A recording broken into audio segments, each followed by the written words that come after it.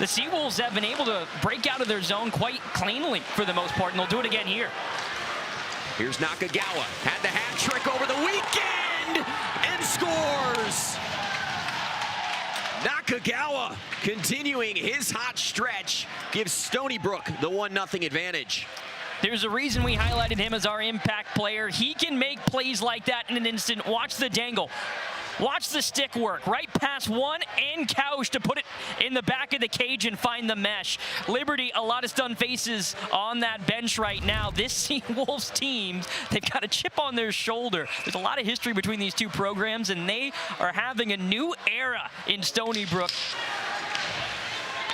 Stony Brook struggling to clear their own zone. Long shift here for Kazicki. He hasn't gotten a change off yet. Calendike in front, Feemster! Goal!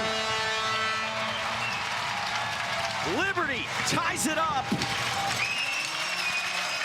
It's one apiece here in the second period on Mason Smith's 4th of the year. And you can thank Sam Feemster as well, as he does what he's done ever since he stepped on campus. You see the deflection come through from Feemster, and that's why you have a man in the slot at all times. Look at the positioning that Smith was able to get. We heard from Nakagawa in the intermission talking about we always want to be in front of our netminder. We don't want to have a flame sweater in front of us at the net. Finally, Liberty gets their chance. Mancini was just able to get a piece of that shot. There was a yawning cage open for the Flames. Feemster sent it in from the point. Cox Smith scores!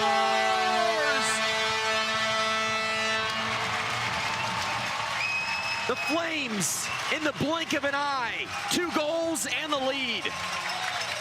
Well, I'd say it was a good move from Coach Handy to mix up those lines. Man, that's worked in no time. Major difference, more Flames in the slot. You see the deflection. You put the puck on cage, and in the area, good things happen. And it's actually batted down by a Seawolf, and it finds the stick of Coxsmith, and he puts it home to give Liberty the lead. Kazicki on for the face-off. He'll face off against Feemster, and it's Stony Brook that wins, and the one-timer goes in. Kyle Nestepany knots it at 2. Back in period number 1, we talked about how the Seawolves were dominating in their ozone face-off chances. And that's an aspect of the game that might not get talked a lot about in hockey, but that's why it's important at the end of the day. Winning those ozone face-offs and setting up a man up in the far right point just outside the circle, and the deflection out in front comes through, and just like that, Liberty controls all through the second, for the most part in the early goings of the third, but we're knotted back up. Pomerleau able to pick it up out of the air with the stick. Ahead for Olsen, taking 2-on-1, bounces out, Cable, Essenmacher, and the Flames lead!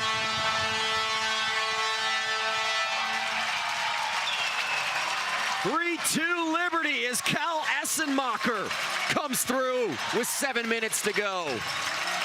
Laz Cable isn't known for his playmaking, but this is a beauty of a pass, a much-deserved helper for the D-man, and Essenmacher with a beautiful shot as well. He's going away from that shot. As you'll take a look, he's fading out to the near side corner. It's not an easy shot to take, but he finds the glove side of Barnaco, and Liberty jumps back out in front with just about 7 left to go in period number 3, and the LIC is hopping once again. Nakagawa gloved it. Down for Olsen, 10 seconds to go. And Stony Brook have a miracle. Up to Nakagawa. Here comes the look, and into the glove of Couch.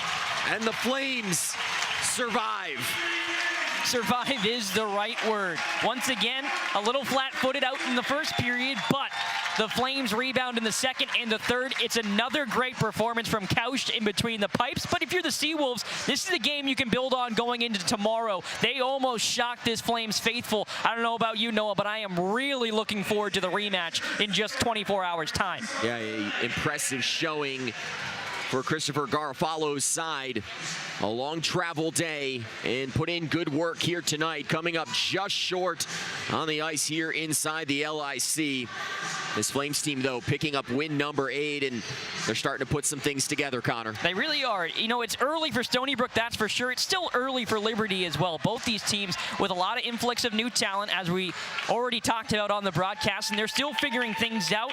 Kirk Handy, credit to him. The changes he made, you could tell instantly how it affected the team. And the Flames, like you said, just able to hold on with a 3-2 victory. The 6th-ranked Flames starting to cruise. 8th win of the season tonight here in Lynchburg. 3-2 over Stony Brook. So far, producer Chris Jones, Connor Young, Annie Corey. I'm Noah Frary saying so long from Lynchburg, where Liberty walks away with a 3-2 win over Stony Brook. All games airing on the ESPN networks are streaming live and archived on the ESPN app. This has been a presentation of ACHA Hockey on ESPN.